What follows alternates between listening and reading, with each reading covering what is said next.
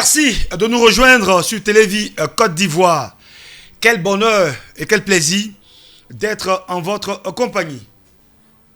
Il est écrit: nous savons du reste que toute chose concourt au bien de ceux qui aiment Dieu, de ceux qui sont appelés selon son dessein.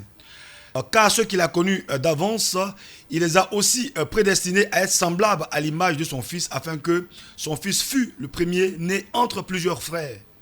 Et ceux qu'il a prédestinés, il les a aussi appelés. Et ceux qu'il a appelés, il les a aussi justifiés. Et ceux qu'il a justifiés, il les a aussi glorifiés. Que dirons-nous donc à l'égard de ces choses? Si Dieu est pour nous, qui sera contre nous? Madame, Messieurs, bienvenue une fois de plus à Rencontre pour parler, j'allais dire, avec nos invités d'ici et d'ailleurs, pour connaître leur histoire, leur vie, mais mieux, leur parcours. Aujourd'hui, nous recevons le bishop Archange Gabriel, petit-fils d'un imam. Il est fondateur du ministère international Vase d'Or. C'est à Yopougon, en Abidjan. Voilà. Mais je veux dire, son grand-père est fondateur d'un village en Côte d'Ivoire où tout le monde pratique la religion musulmane. Comment ça s'est passé, cette métamorphose, pour que lui, notre invité, soit au service de Jésus? C'est de cela qu'il sera question à travers Rencontre de ce jour. Merci à toute l'équipe de production, on est content d'être là. Suivez-nous, on a juste une demi-heure pour en savoir un peu plus. Bishop, shalom. Shalom, mon frère messager. Comment ça va? Ça va pour la grâce de Dieu. Ah non, mais il y a longtemps que je ne t'ai pas vu là. Mais ça fait... Mais tu m'as abandonné. Non, ça fait toujours plaisir de se retrouver. Bon, ça dépend. Il y a des moments et les circonstances et l'occupation fait que, bon, on est obligé d'être un peu par moment, être un peu distant. Voilà, mais la Bible dit toujours Coco, ceux qui aiment Dieu. N'est-ce pas? Aujourd'hui, nous sommes là. D'accord, voilà. C'est l'essentiel. Voilà. Alors, je l'ai dit, Bishop, bon, je ne sais pas si on doit se voir, mais vous voyez, c'est mieux. Vous voyez. Vous êtes le fondateur, on va dire, du ministère international Vase d'Or. Mais ce qui nous intéresse, c'est l'appel au ministère. Petit-fils d'un fondateur, je veux dire petit-fils, n'est-ce pas, d'imam. On va dire de la religion musulmane. Aujourd'hui, on se met au service de Jésus. Comment ça a commencé, votre histoire? Bon, comme c'est dit, je suis le petit-fils de El Adjouma Korekipra, ici à particulièrement précisément. Voilà, et toute la famille est musulmane, tout le village est musulman. C'est le grand-père qui a fondé le village. Non, ça veut dire que le village est fondé par des anciens, mais lui aussi, il fait partie des fondateurs. Des fondateurs du village. Voilà, et puis bon... Il fait partie de ceux qui sont les premiers à envoyer l'islam. Un dépositaire. Voilà. Ce sont eux qui ont envoyé l'islam à Korekipra. D'accord. Voilà, et il a même construit une grande mosquée que les grands musulmans, les grands imams de Côte d'Ivoire ont fréquenté. Voilà, et j'ai encore un souvenir en 1985 où les imams Guidiba ont visité, même la radio RTI, la télévision RTI est passée par là pour aller lui rendre visite et pour parler avec lui et tout ça. Voilà, j'ai encore ce souvenir. D'accord. Voilà, nous avons pratiqué tous. J'ai même fait pratiquer un peu l'école coranique quand on était petit. Bon, voilà, donc on a reçu une éducation musulmane. D'accord. Voilà, jusqu'à terminer après le bac à l'université. Voilà, que c'est là que, au moment où j'ai commencé à enseigner, que le déclic est venu. Comment ça s'est passé? Chaque vacances, j'allais rendre visite à maman, puisque maman ne vivait pas avec mon père. Elle est habillée ici. Bon, moi, je lui rendais visite. Elle n'est pas musulmane. Mais elle était déjà chrétienne. Voilà. Bon, maman était déjà chrétienne? Voilà, elle était chrétienne. Waouh! Donc, moi, je lui rendais visite. Papa était musulman? Papa est musulman. Bon, lui, il est décédé un peu plus tôt, mais le grand-père était encore là. Voilà, jusqu'à 93. Voilà, moi, je n'étais pas encore chrétien jusqu'à 93. Parce que le grand-père était encore vivant, pas de son vivant. Si tu deviens autre chose, bon, ça devient très compliqué. C'est très compliqué parce que j'ai déjà vu des exemples. Oui, mais j'ai déjà vu des exemples avec lui et ses propres enfants. Wow. Voilà, c'était trop difficile. Il y avait même des interdits que des enfants qui voulaient marcher avec des hommes, des filles qui voulaient marcher avec des hommes païens qui n'étaient pas musulmans. Il leur interdisait de rentrer dans la cour. Bon, c'est pas son petit-fils qui va dépasser cette limite-là. Voilà, donc c'était déjà on va dire que c'était un extrémiste. Non, extrémiste même, bon, peut-être c'est faible. Ah, d'accord. Voilà, parce il était ce qu'il était. Voilà, tout le monde tous ces enfants, il n'y a pas... Je te donne les noms, si je te dis les noms, tu vas penser que c'est une autre ethnie, mais pourtant ce sont des bêtés. Ils ne portent pas de nom de bêtés. Mariam, Awa, Fatou, Karigata, Daouda, Moussa, c'est comme ça on les appelle. Pourtant, c'est des bêtés. C'est des bêtés, 100%. Voilà, c'est comme ça. Donc moi, étant étudiant, étant à Abidjan, bon, je suis obligé, et par moment, d'aller voir ma maman. Et c'est là-bas que le déclic, l'esprit pentecôtiste m'a saisi. Ça a commencé comment? Bon, c'était des congés, je crois, c'était des vacances. Je suis quitté en cité, j'étais à Cité Mémo, je suis allé là-bas pour passer, je crois, 2 ou 3 semaines avec elle. Et dans la semaine, j'ai vu que j'avais une petite soeur qui avait été saisie par un mouvement de l'esprit. Bon, je me posais la question, c'était quoi? Et puis un coup, elle vient sur moi, elle me dit, bon, grand frère, il faut prendre la Bible, il faut lire pour moi. Il dit, mais moi, je vais lire quoi? Moi, je suis musulman. Bon, c'est pas des choses que... Qu'est-ce que je vais faire avec la Bible? Qu'est-ce que je peux faire avec la Bible? Elle dit, non, de lire quelque chose pour elle, qu'elle a à cœur d'écouter, puisqu'elle n'entend pas, elle ne sait pas bien lire. Donc, je profite, j'ai fait la lecture, elle dit non. Après, elle me dit d'interpréter. Elle dit non, mais là, c'est trop compliqué pour moi. Bon, si je vais interpréter, peut-être c'est littéralement, je ne sais pas comment il faut lire. Bon, c'était comme ça pendant une semaine après. Et un jour, elle me dit, bon, je t'invite. Et puis bon, j'ai mis par curiosité, je suis allé. Et puis bon, j'ai vu qu'il y a un homme qui m'a dit, bon, mais vous allez servir le Seigneur. Quand j'ai donné mon nom, il dit, mais toi, tu vas servir le Seigneur. Il dit, bon, je ne sais pas exactement. Hein. Ça vous a fâché? Bon, ça ne m'a pas fâché. Mais ça vous a rien mais dit. non, j'ai aimé ce qui s'est passé. Oui. J'ai aimé le mouvement. C'est ça. J'ai apprécié. Puisqu'il parle avec beaucoup plus d'éloquence, d'élégance. Puisque vous êtes un intellectuel. Voilà, donc j'ai apprécié. Le Saint-Esprit vous a conduit dans un milieu intellectuel pour rencontrer un de vos corréligionnaires, n'est-ce pas? Pour dire, ah ben tiens, voilà, quand même, je suis les chrétiens aussi. Bon, voilà, j'ai vu qu'il parlait avec beaucoup plus d'élégance, d'aisance. Et puis bon, ce qu'il disait, c'était beaucoup plus j'ai bien apprécié. Pédagogique. Voilà. C'était beaucoup pédagogique. C'est ça. Et puis bon, il y avait un mouvement. Je vois qu'il faisait des actions, il priait pour les gens. Bon, les gens tombaient. Bon, ça m'a séduit. Ça vous a émerveillé quand même. Ça m'a séduit. Ça m'a séduit, ça m'a plu. Oui. Et ça m'a fasciné.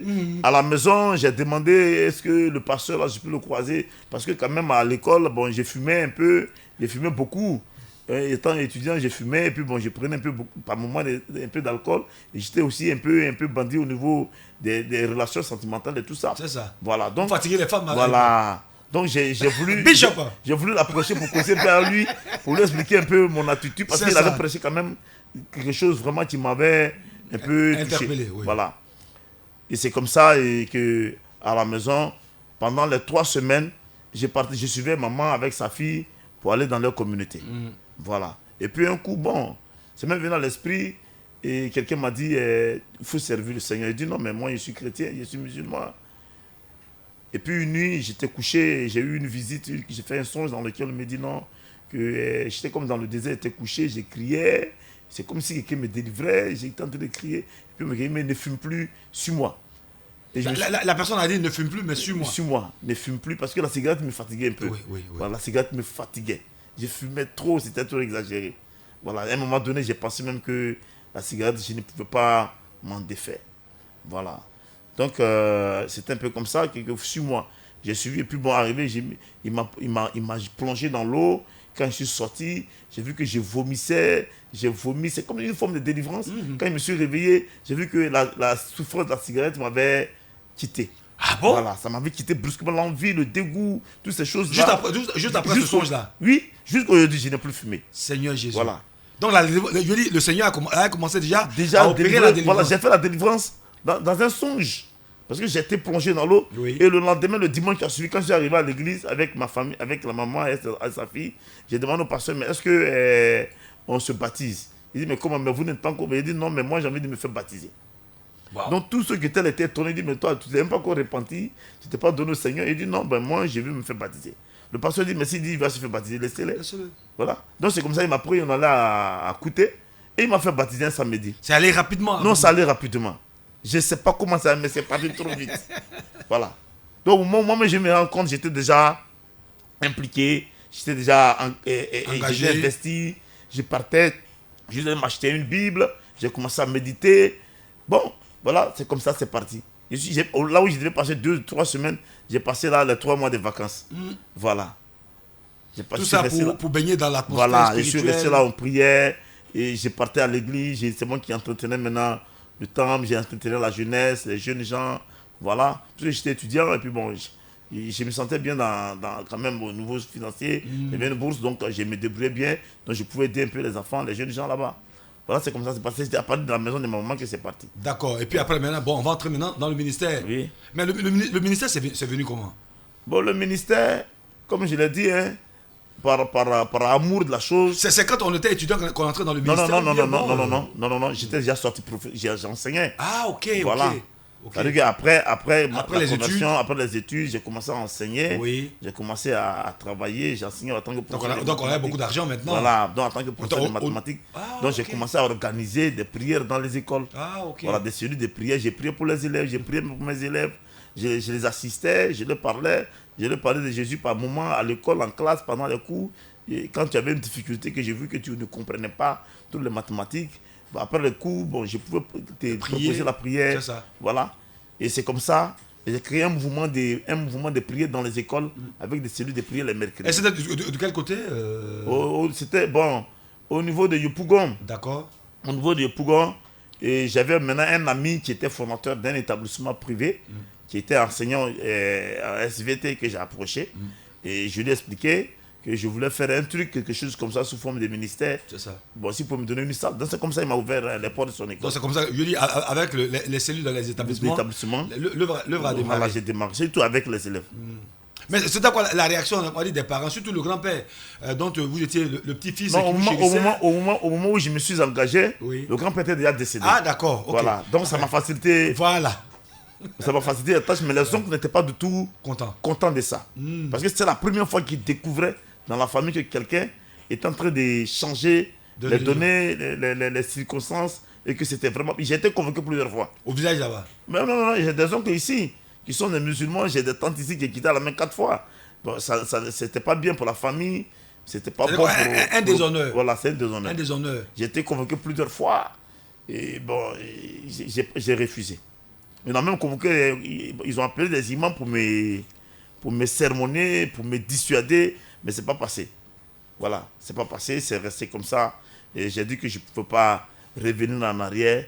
Voilà, et que je sentais l'appel, le besoin de servir Jésus. J'avais quelque chose à faire avec le Seigneur. D'accord, ok.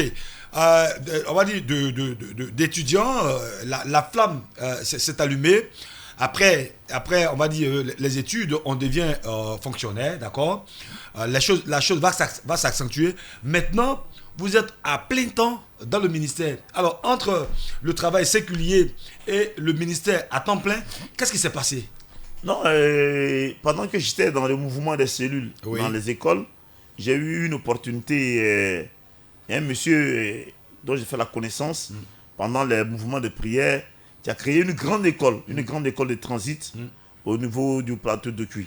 Une grande école de transit électronique, informatique, en même temps enseignement technique, tout ça, qui m'a approché, qui a voulu que je sois le directeur des études de cette école-là, cette grande école. Avec un bon salaire. Voilà. Donc, parallèlement à ça, je me suis engagé là-bas, et pour un temps, c'était pour une saison, pour 5 à 7 à 8 ans, et puis ensuite revenir à mes occupations. Comme un contrat CDD. Voilà. Okay. Et donc, c'est en ce moment-là, on était déjà en crise en Côte d'Ivoire dans les années 2002. D'accord. Voilà, 2002. Et j'étais première année, deuxième année, dans ma troisième année de direction. Et je crois que j'étais dans le bureau. J'étais dans le bureau, j'étais assis. Et puis, bon, j'ai dormi un peu. Voilà, à midi. Comme un petit sommeil. Voilà, un petit sommeil qui m'a pris. J'étais dans le bureau, entre 13h, 14h, temps de repos. Et puis, c'est là que j'ai eu un songe. Le peuple me dit, mais tu es ici et tu veux faire comme Jonas. Tu veux faire comme Jonas. Et que si tu ne sors pas d'ici, je vais détruire, saccager un peu, et saboter l'école. Je vais créer des situations très difficiles. Pour t'enlever de là. Voilà, pour m'enlever de là. Waouh. Bon, au début, j'ai banalisé. J'ai pensé que c'est quelqu'un qui me parlait. J'ai pensé que c'était comme ça, une causerie ordinaire. Et après, je me réveille, je me rends compte que c'était un rêve.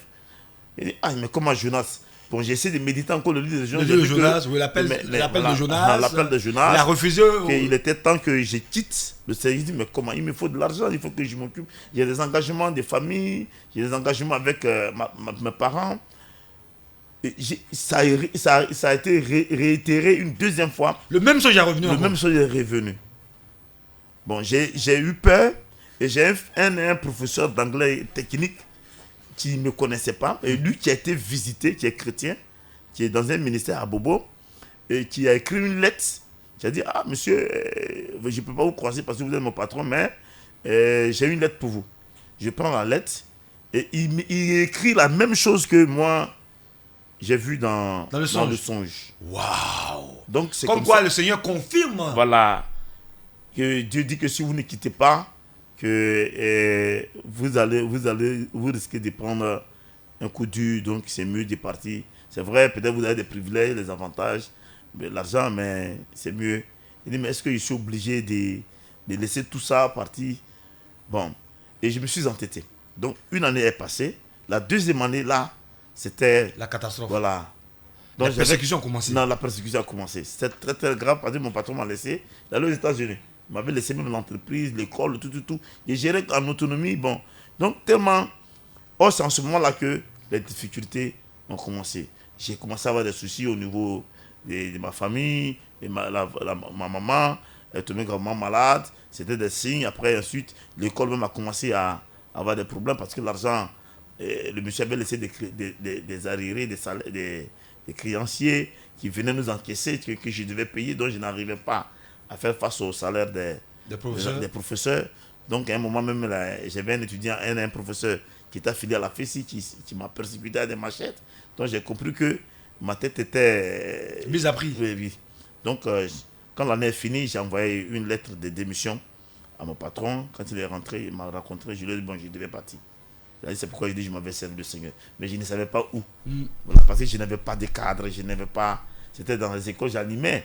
Voilà, donc il fallait trouver un espace. Mais non, mais quand vous l'avez dit non, que partez servir le Seigneur, ça a été quoi sa réaction? Il n'a pas accepté. Ah ben oui. Il n'a pas accepté. Il dit, mais attends, vous avez quel problème? Il m'a même proposé de l'argent. Il m'a même donné de l'argent comme ça sur la table, 500 000 francs cash sur la table. Pour dire non, on ne va pas. Tiens, ça met ça sur toi, voilà, il faut dire quelque chose va régler ça. Il a dit non que... l'argent, d'accord, mais si je reste, ton entreprise va tomber. Voilà, je lui dis ça ouvertement. Parce que lui, il est de USO. C'est un guerrier, un monsieur très gentil, généreux. Si je reste, ton école va tomber. Que je ne peux pas te mentir. C'est vrai, j'avais des relations. Je croisais la ministre et tout ça. Bon, c'est une bonne chose. Mais si par ma faute, par ma présence, ton entreprise tombe, et tu t'écroules, nous tous, on tombe à l'eau. C'est ça. Voilà, donc j'ai préféré m'éloigner et puis je suis allé. Donc c'est comme ça que j'ai cherché un espace à Yopougon. Mais elle a 500 000 euros quand même, non? J'ai pris. Ah, mais quand même. J'ai pris. J'ai pris et... Ah bah oui. Il m'a dit il m'a félicité. Voilà. Il m'a félicité d'avoir tenu... C'est ça. Son entreprise et tout ça. À son absence. Voilà, à son absence. Oui. Et puis bon, après, il va voir ce qu'il peut faire pour moi. D'accord. Tout. Il a dit qu'il n'y avait pas de problème. Donc c'est comme ça que vous êtes parti. Sinon, j'avais des avantages. C'était de l'occasion. Je croisais des ministres, je croisais des conseillers, puisque je recevais même des prises en charge de la présidence, parce que c'était une grande école. C'était la première école de transit en Côte d'Ivoire. Oh, ok. Voilà. C'était la première école de transit. On faisait des diplômes de transit logistique, transit universitaire et tout ça. Voilà. Et puis bon, il y avait de la formation qualifiante. Donc c'était vraiment quelque chose. J'avais mon nom dedans, tout ça. Donc j'avais quand même des contacts au niveau du ministère de l'enseignement supérieur comme enseignement technique. Voilà, donc c'était quand même une bonne position sociale. Voilà, mais Dieu, bon, c'est un appel, hein. Voilà, les voies du Seigneur sont des soldats. Non, on ne peut pas comprendre ça. Il y a ce que l'homme veut et puis il y a voilà. le chemin du donc, Seigneur. C'est un sacrifice. D'accord. Voilà, à cause de ça, j'ai été lâché par des proches. Voilà, ma maman, elle n'était pas du tout contente de moi. Mes frères n'étaient pas contents de moi et tout ça. Les gens m'ont laissé tomber. On dit, mais attends, le monsieur... Voilà, peut-être qu'il y a j'ai même des amis qui m'ont dit, mais tu es tombé sur la tête. Tu as tous ces avantages-là, voilà, tu es tombé sur la tête. Ouais. Et puis c'est quelle affaire de Alléluia, aller servir Dieu là. Tu es tombé, et puis je devais repartir à zéro. Et il fallait pas... Il fallait chercher un endroit pour s'y mettre, pour s'y investir. Voilà, c'était trop compliqué. J'ai cherché un espace, j'ai trouvé un terrain, je devais construire là, j'ai essayé de faire un truc là, ça a été une persécution. Et puis bon, après, bon, il fallait s'investir, il fallait s'y mettre. Je me suis mis à temps plein. Prier, jeûner 24 heures sur 24 heures. Voilà, pour Ça, arriver c'était là. le temps, on va dire, le temps du brisement, le temps, n'est-ce pas, De d'entrer transformation, véritablement, voilà. la formation d'entrer véritablement dans le ministère. Voilà. Et donc là, on est au clou de la Le vague. déclic ça a commencé à partir de 2003. Oui. Il fallait aller maintenant dormir en plein air sous un appartement. Wow. Voilà. Je ne pouvais plus payer le loyer, il fallait sortir de là. Il fallait reprendre tout à zéro. À cette époque, on n'est pas marié. Non, je n'étais pas encore marié, je n'étais même pas encore fiancé. Personne. Non, il n'y avait personne. allez, donc je pouvais me lancer sans difficulté. Bon, j'ai payé l'école des petites soeurs. Tout ça, ça devait s'arrêter. Voilà, donc tout le monde m'en voulait. Non, la formation maintenant. Voilà. Le Seigneur il va fallait me former. Briser, Voilà, pour entrer maintenant dans le ministère. Ça a duré combien de temps la formation? Bon, de 2003, la galère. 2003 jusqu'à 2006, hein, à 3 ans. 3 ans. Ça n'a pas été facile. Ça n'a pas été facile. J'ai dormi en plein net. Comme l'autre disait, j'ai dormi sur les bancs, quoi. Des églises. Voilà. Comme les moi, j'ai dormi dessus 3 ans. Ouh. Voilà. Et puis, c'est pas fermé, c'est plein air. Avec les chemises en haillons, là. Voilà, c'est pas fermé. On a fait une forme de clôture en sachet noir. C'est pas fermé. Faire un appartement comme ça, quand il pleut, c'est la merde. Tu peux pas dormir là. Un être humain qui est normal, qui est logique, qui a une raison humaine ne peut pas dormir là. C'est pas possible. Non, c'est pas possible. Mais bon, comme c'était, je dis... Voilà. Tu vois les asticots marcher comme ça, c'est pas possible. Parce que c'est pas cimenté, c'est pas fermé, la toiture n'était pas au top. Mais je dis, pendant qu'on était au creux de la vague là, est-ce que par moment, ça ne vous revenait pas à l'esprit? Est-ce que c'est Dieu? Non, mais il y a eu une année, la deuxième année, j'ai eu... Quand la première année est passée, j'avais beaucoup de zèle, mais la deuxième année, j'ai senti que les gens, même les jeunes gens qui venaient, qui marchaient avec moi, d'autres ne tenaient pas. Voilà, parce qu'au moment où ils étaient avec moi, j'étais en train de travailler, donc je pouvais leur donner de l'argent. Ils étaient derrière moi. Il faut donner 5 000, 10 000 francs à gauche, à droite. J'ai payé des coups du soir pour certains d'entre eux. Bon, quand tout ça s'est arrêté, bon, c'est plus comme avant. On a même abandonné le loyer. J'avais 3 pièces vers la savon qu'on a abandonné. J'ai abandonné avec un jeune homme que j'ai formé comme un pasteur, tout ça. Après, mais d'autres ont commencé à se retirer. C'est dans la galère qu'on voit les vrais amis. Voilà. Ils ont commencé à murmurer, à abandonner. D'autres ont commencé à fuir. Bon, est-ce qu'on ne peut pas se débrouiller? Est-ce qu'on ne peut pas... Donc, mais moi, je suis resté là, mais c'est en ce moment-là, j'ai compris qu'il me fallait de l'argent. Oui. Voilà, il me fallait de l'argent. J'aurais pu peut-être trouver une stratégie, une technique, une autre façon de voir. Bon, c'était un appel très dur. C'était dur. Parce qu'on m'a mis au niveau de Jonas. Si tu fais comme Jonas, donc ça veut dire que je devais quitter là. Je ne devais pas aller à la conquête des finances. Je ne devais pas chercher de l'argent. Je devais me consacrer. Le problème, c'était d'arriver à Ninive. Voilà. C'est tout. Il fallait arriver à Ninive. Il fallait arriver à Ninive. Voilà. Et le Seigneur allait faire le reste. Je devais faire une mission. Oui. Voilà, je devais faire une mission.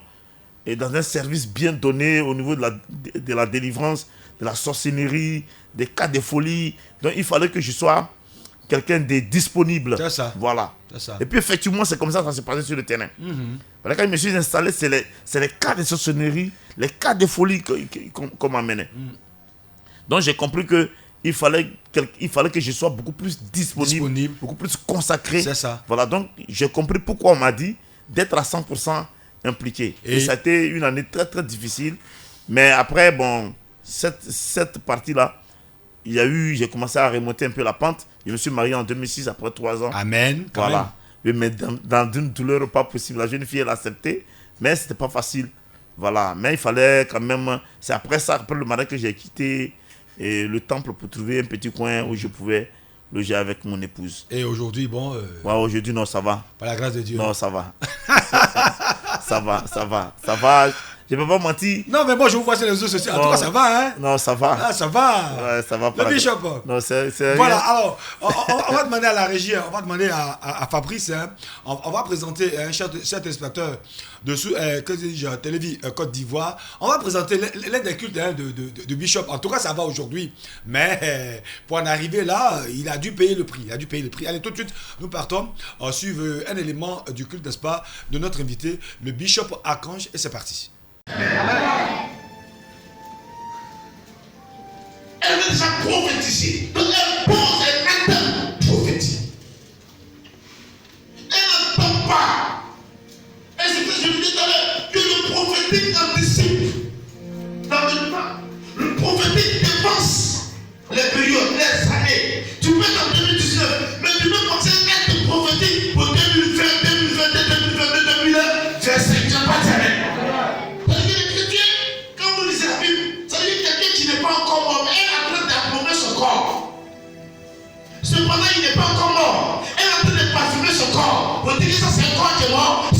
est ressuscité. Tu n'as pas dit amen? Elle met du parfum sur lui. Elle n'a pas entendu d'abord que je suis mère. Et qu'il soit décomposé. Le dimanche matin, parce que tu vas aller et puis tu vas mettre un parfum dessus. Pendant qu'il attend la tête de manger, elle est venue mettre le parfum sur son corps. Jésus dit non, ce parfum-là, pour vous dire que mon corps, dont je vous parlais, de ce corps sera enterré, et ce corps aussi sera ressuscité. Et que ce corps ne décomposera point, il ne se décomposera point dans le tombeau, et qu'il va rester intact à cause de la qualité de ce parfum. Tu n'as pas dit amen. Voilà. Ah là là, homme de Dieu, on vous voit en action, hein, bien reluisant, bien pimpant. Mais pour en arriver là, vous avez payé le prix, n'est-ce pas? Ouais, non, Dieu. Il est fidèle. Non, Dieu est fidèle.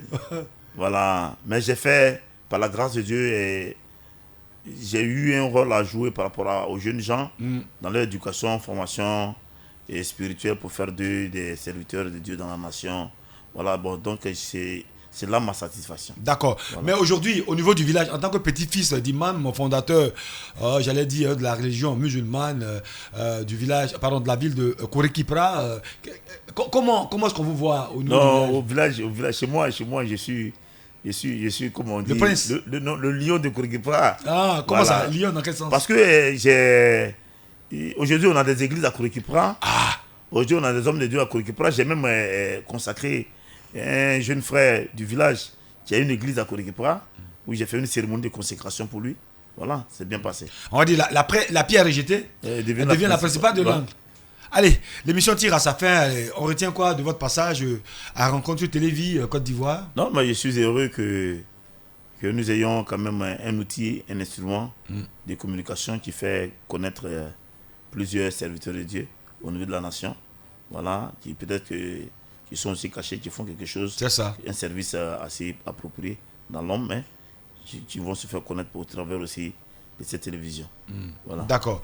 Un contact, certainement. Voilà, et Plus 225 plus 225 07 47 21 03 47.